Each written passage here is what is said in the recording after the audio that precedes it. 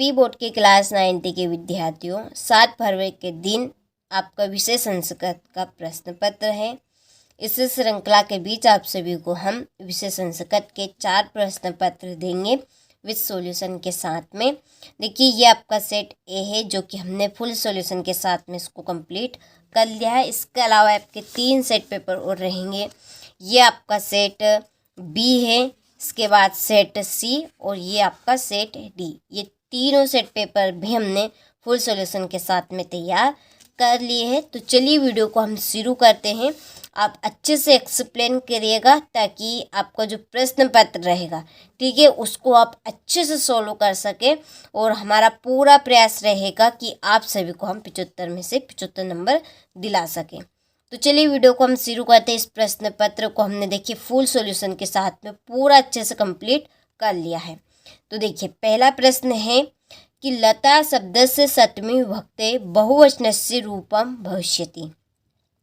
ठीक है, जो यहाँ पे लता शब्द दिया गया है, इस लता शब्द के कौन से शब्द में सप्तमी विभक्ति है और बहुवचन है।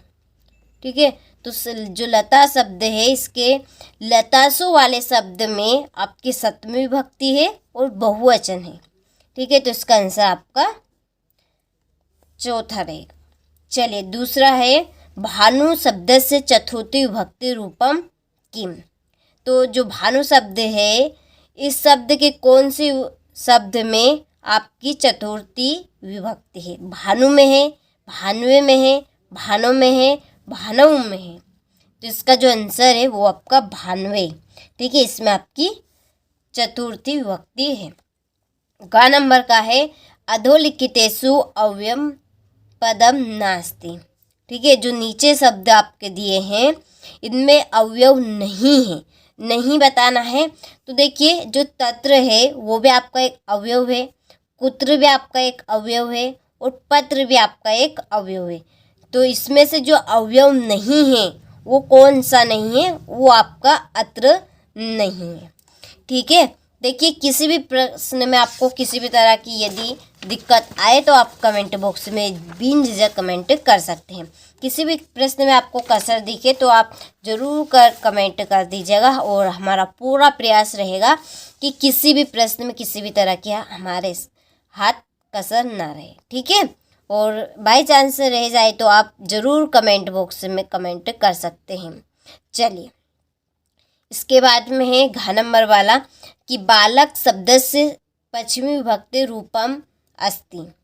ठीक है, तो बालक यहाँ पर जो शब्द दिया गया है, तो बालक शब्द के कौन से शब्द में आपकी पंचमी विभक्ति है। ठीक है, तो इसका आंसर आपका रहेगा बालकात। ठीक है, इसमें आपकी पंचमी विभक्ति है। फिर है अत्र पूजनम भविष्यति अस्मिन् वाक्ये अव्ययम पदम अस्ति। ठीक है, ये एक वाक्य दिया है आपको, यहाँ से यहाँ तक एक वाक्य है ये, अत्र पूजनम भविष्यति अस्मिन्। ठीक है, ये पूरा वाक्य है जो शब्द से बना है। तो इसमें आपको अवयव बताना है कि इसमें अवयव क्या है। तो देखिए, इसमें जो अवयव है वो आपका अत्र है। क्या है इसमें आपका अवयव? अत्र है। ठीक है, चलिए, ये इसमें एकदम राइट आंसर रहेगा। तो देखिए, इसमें जो अवयव है वो आपका अत्र है। देखिए, जो आपका क्वेश्चन नंबर 3 था, इसमें बताना था कि अधोलिखित अवयव पदम नास्ति, यानी कि इसमें अवयव नहीं है। तो देखिए, यहाँ पे गलती से मिस्टेक हो गई है, ये आपका अवयव है। इसमें से अवयव जो नहीं है वो आपका पत्र नहीं है। ठीक है, पत्र एक आपका अवयव नहीं, तो इसको आप इस गलती को सही कर लीजिएगा। ठीक है, चलिए, अब देखिए, आपका 4 नंबर वाला है कि फल शब्द से तृतीय विभक्ति रूपम अस्ति। फल शब्द से तृतीय विभक्ति रूपम अस्ति। तो यहाँ पर जो फल शब्द दिया गया है, इस शब्द के कौन से शब्द में तृतीय विभक्ति है, तो आपका आंसर रहेगा फलेन। ठीक है, इसमें आपकी तृतीय विभक्ति है। चलिए, तो आपने अच्छे से यहाँ तक इन प्रश्नों को कंप्लीट किया होगा और आप स्क्रीनशॉट के माध्यम से और अच्छे से इनको कंप्लीट कर सकते हैं। चलिए, इसके बाद में है रिक्त स्थान। पहला है कि गमिष्यति तस्मिन् पदे डेडेडेस धातु अस्ति। ठीक है, यहाँ पे जो गमिष्यसि आपका शब्द दिया गया है, इसमें धातु आपको बतानी है कि इसमें धातु क्या है। तो गमिष्यसि में आपकी जो धातु है वो आपकी गम धातु है। क्या है?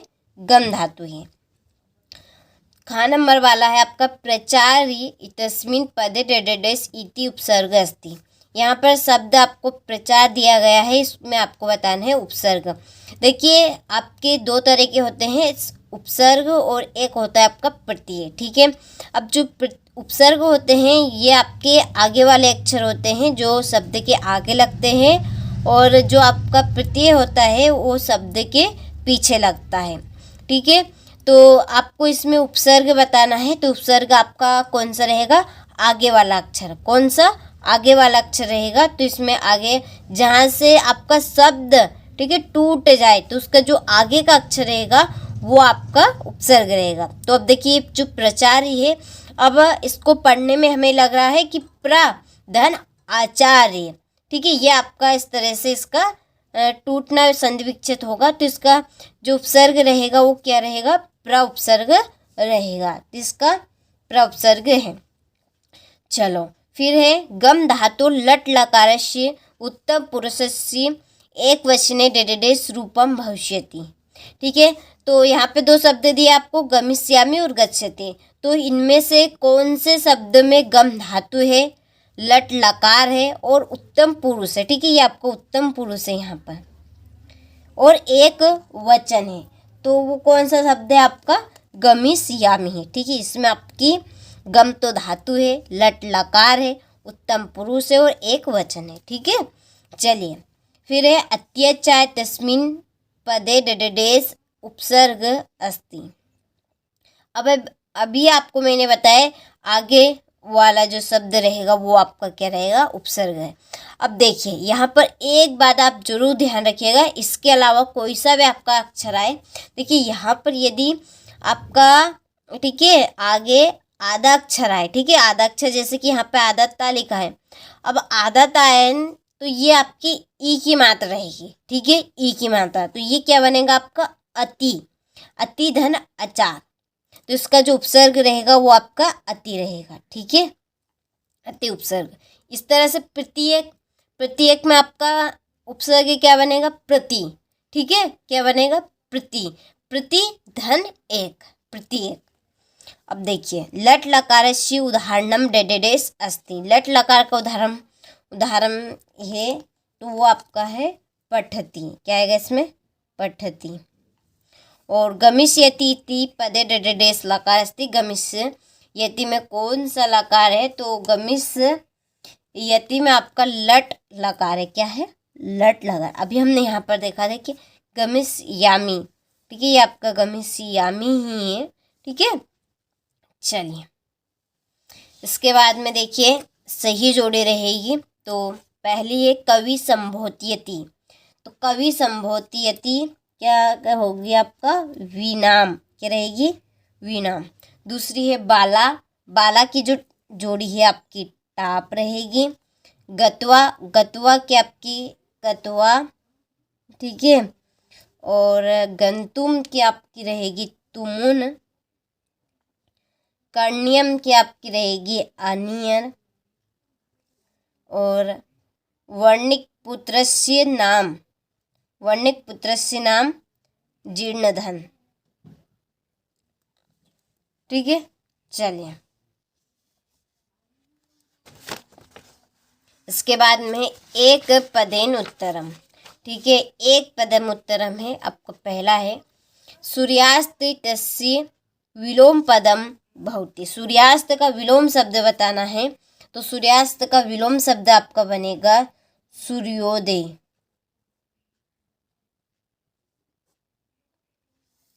दूसरा है सूर्य तस्य पर्यायपदम अस्ति। सूर्य का पर्यायपदम आपको बताना है, तो इसका आंसर रहेगा आदित्य।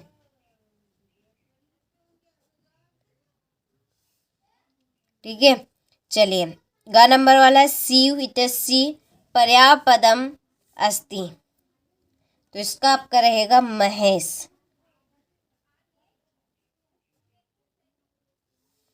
ठीक है, प्रति बालक इतन्यो पदयो विशेषणम पदम किम, तो इसमें आपका विशेषणम पद है प्रति। क्या है? प्रीतः। श्वेत इत्यस्य पदस्य विलोम पदम अस्ति। श्वेत का विलोम शब्द बताना है, तो इसका आंसर रहेगा कृष्ण। देखिए, आपको विसर्ग का विशेष ध्यान देना है, क्योंकि अधिकतर संस्कृत में विसर्ग के नंबर कटते हैं। ठीक है, तो आपको ध्यान अधिकतर विसर्ग पे देना है। देखिए, प्राचीनम इत्यस्य विलोम पदम अस्ति। प्राचीनम, ठीक है, इसका विलोम शब्द यानी उल्टा बताना है। प्राचीन का क्या बनेगा आपका? नवीनम। नवीनम, ठीक है। चलिए, तो चलिए आप स्क्रीनशॉट यहाँ से ले लीजिए अच्छे से। अब हम शुद्धि अशुद्धि देखेंगे। तो देखिए, पहला है प्रत्येक तस्मिन् पदे अयादि संधि अस्ति। जो प्रत्येक है आपका, इसमें आपकी अयादि संधि है, तो इसका जो संधि विच्छेद होगा वो इस तरह से होगा, प्रति धन एक। क्या होगा? प्रति धन एक। तो ये आपकी अयादि संधि नहीं है। ठीक है, क्या नहीं है? ये आपकी अयादि संधि नहीं है, तो इसमें आपका आएगा ना। क्या आएगा? इसमें आपका ना आएगा। दूसरा है घनश्याम। ठीक है, घनश्याम पदे कर्मधाराय समास वर्तते। कि घनश्याम में आपका कर्मधाराय समास है, तो ये बात आपकी सत्य है। ठीक है, घनश्याम में आपका कर्मधाराय समास है, तो इसमें आपका आम रहेगा। फिर सदैव तस्मिन् पदे दीर्घ संधि अस्ति। सदैव में आपकी दीर्घ संधि है क्या? नहीं। ठीक है, इसमें आपका ना रहेगा। सूरधन इस बराबर सुरेश भवती, तो ये आपका आम है। और फिर पितृपदे अव्यय भाव समास भवती। पितरों में अव्यय भाव समास है, तो ये भी आपका ना है। और फिर स्वागतम इतस्मिन् पदे यन संधि अस्ति, तो ये आपका आम है। ठीक है, चलिए, तो यहाँ से आप स्क्रीनशॉट ले लीजिए। ये हमारे आम नाम यहाँ पे कंप्लीट हो चुके हैं। ठीक है, चलिए, तो यहाँ पर मैंने आगे के प्रश्न के आंसर लिख दिए हैं। तो देखिए, जो छठा है वो है आपका काल कश्य रसम पीबती। अब आपको देखिए इसको लिखना कैसे, ये आपको मैं यहाँ पे बताऊँगी अच्छे से। देखिए, आपको यहाँ पे काल लिखना है और कश्य की जगह आपको लिखना है अदानस्य प्रधानस्य कर्तव्यस्य च शिक्षप्र और अक्रिमांडस्य। ठीक है, अक्रिमांडस्य, फिर आगे आपको इसी में से वापस से लिखना है रसम पीबती। ठीक है, इसी तरह से इसका जो अथवा है बाल कदा क्रीडन्तुम गच्छेत। ठीक है, अब इसका आंसर यहाँ पर मैंने लिख दिया है, तो आपको लिखना है बाल कदा की जगह आपको लिखना है पाठशाला गमन वेलायाम। ठीक है, फिर लिखना है आपको क्रीडन्तुम अगच्छेत। ठीक है, सातवां है माता काम आदिशत। तो माता काम की जगह आपको लिखना है पुत्रीम आदिशत। ठीक है, इसी तरह से आपको इसका अथवा करना है। क्वेश्चन नंबर आपका 8 है सर्वनाम हानि कदा बहुती। तो आपको देखिए कदा की जगह यहाँ पे लिखना है मराले सहा वियोगेन। ठीक है, बहुती, ये आगे आपको इस प्रकार से लिखना है। इसी तरह से इसका जो अथवा है ये भी आपको इसी तरह से कंप्लीट करना है। ठीक है, चलिए, इसके बाद में 9वां प्रश्न। तो देखिए, 9वां प्रश्न में भी आपको ऐसा ही करना है। मानवाम चेतासी की दशानी की जगह आपको लिखना है ते या दशानी आनंदिकम ग्रंथि तादृशानी। ठीक है, तादृशानी, इसके बाद में आपको भवंती लिखना है। इस तरह से आपको अथवा इसका कंप्लीट करना है। इसमें आपको सेतु निर्माण प्रयासम लिखना है। फिर 10वां क्रोधवशात रावण किम कर्तुम उद्धत अभवत। ठीक है, आपको यहाँ तक लिखना है क्रोधवधात रावण, इसके की कर्तुम की जगह आपको जटायु खंड प्रहारेण हंतुम उद्धतः भवत। ठीक है, ये आपको लिखना है।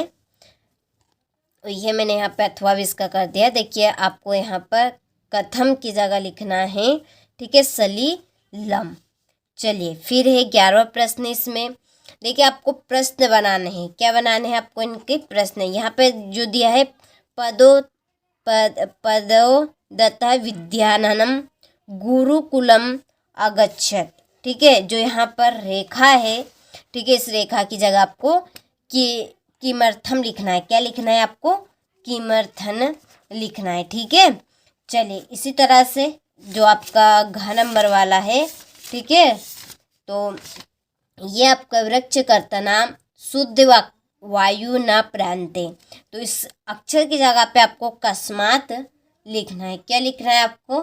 कस्मात लिखना है। ठीक है, चलिए इसी तरह से बालिका, ये आपका है बालिका निर्धन मातु दुहिता आसित। ठीक है, इसका जो आंसर है वो रहेगा आपका कस्य। इसकी जगह आपको क्या लिखना है? कस्य यहाँ पे लिखना है। ठीक है, देखिए, चलिए तो जो देखिए आपका पहला था ये पतोतत विद्यानाम गुरुकुल अगच्छत। इसका यदि हम हिंदी अनुवाद जाने तो इसका जो हिंदी अनुवाद रहेगा वो रहेगा आपका कि जो पदोपद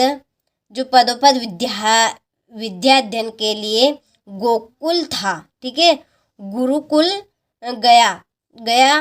तो इसका जो प्रश्न बनेगा वो कैसा बनेगा कि पदोदत्त किसके लिए गुरुकुल गया था?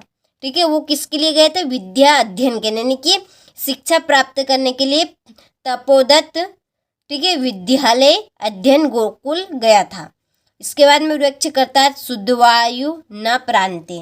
इसका जो हिंदी अनुवाद रहेगा वो इस तरह से रहेगा कि देखिए पेड़ों को काटने से, ठीक है, इसका पेड़ों के काटने से शुद्ध वायु नहीं प्राप्त होती है, शुद्ध वायु प्राप्त नहीं होती। तो इसका क्वेश्चन क्या बनेगा कि किससे शुद्ध वायु नहीं प्राप्त होती है?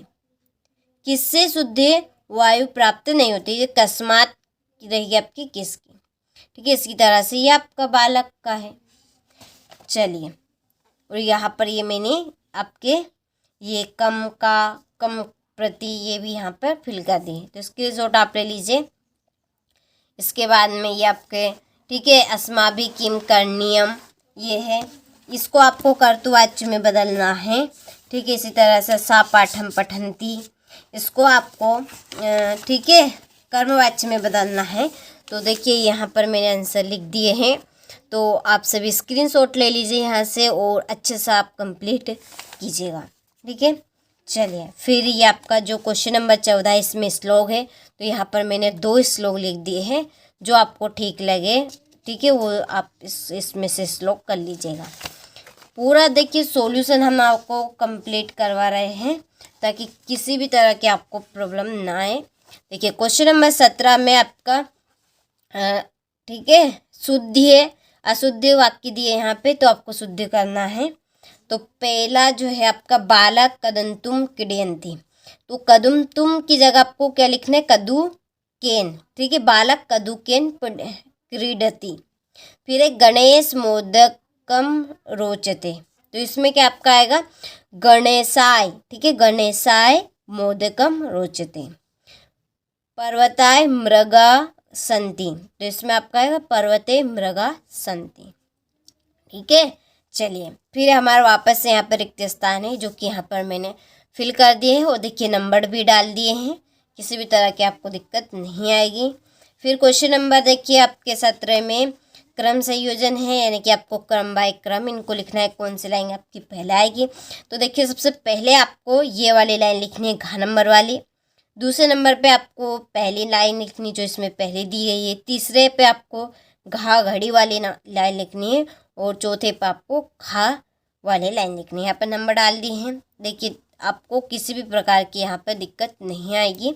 और ये आपके 18वें प्रश्न में ध्यान से देखिए, यहाँ पर मैंने आपके प्रश्न के टिक मार्क लगा दिए हैं, तो आपको स्क्रीनशॉट ले लेना है और अच्छे से इन प्रश्नों को कंप्लीट करना है। ठीक है, चलिए ये देखिए ये इधर इसके प्रश्न हैं और आंसर के मैंने आपको पहले स्क्रीनशॉट लिवा दिए हैं। और क्वेश्चन नंबर जो 5 है इसमें देखिए विलोक्य इति पदस्य प्रकृतियों पृथक करत, इसमें आपको ठीक है प्रत्यय बताना है, आपको विसर्ग बताना है, धातु बतानी है और प्रत्यय बताना है। ठीक है, तो यहाँ पर विसर्ग भी रहेगा, इसमें धातु लोक रहेगी, प्रत्यय आपका ल्यप रहेगा। इसमें बस प्रत्यय पूछा गया है, प्रत्यय तो प्रत्यय आप बता दीजिएगा ल्यप है, और ये तो मैंने यहाँ पे लिख दिए वैसे पूछ लिया जाए तो। और इसके बाद में ये इसका अथवा है, ठीक है, यहाँ पे मैंने डाल दिए नंबर आपके आंसर के, ठीक है। इसमें भी जो 5वां स्मृत्वा इत्यस्य पदे प्रकृति प्रत्यय च लिखा, तो इसकी प्रकृति आपको बताने स्मृत्वा की। तो इसमें देखिए मैंने धातु लिख दी है, धातु स्मृ है, प्रत्यय आपका कत्वा है, ठीक है। चलिए, तो इस तरह से आपको इनको अच्छे से कंप्लीट करना है, ठीक है। ये आपका 19वें प्रश्न के, ठीक है, प्रश्न है।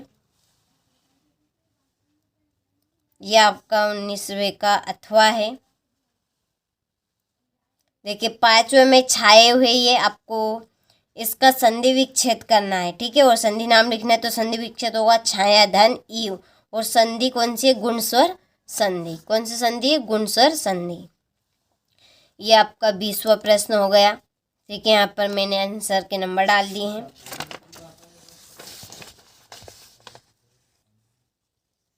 चलिए, ये आपके प्रश्न हैं, तो आपको अच्छे से इनको कंप्लीट करना है।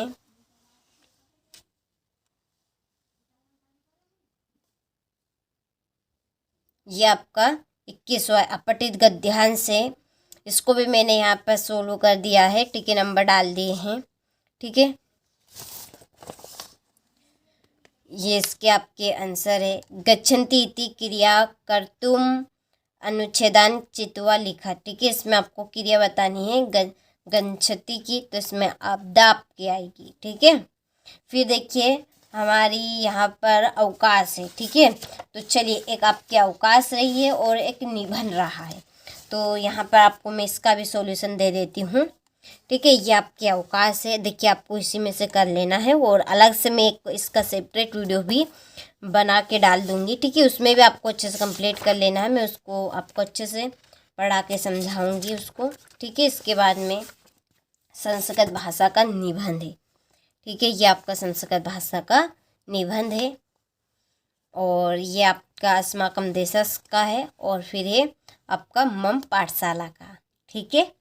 ये अस्माकं विद्यालय, तरह 3 ये आपको यहाँ पे मैंने निबंध बता दी है, ठीक है। तो ये आपका सेट ए हो चुका है पूरा फुल सॉल्यूशन के साथ में। मैंने पूरा प्रयास किया है आपको अच्छे से बताने का। किसी भी प्रकार की इसमें आपको प्रॉब्लम आती है तो आप कमेंट बॉक्स में कमेंट कर सकते हैं। चलिए, इसके बाद में हम देखेंगे इसका सेट बी।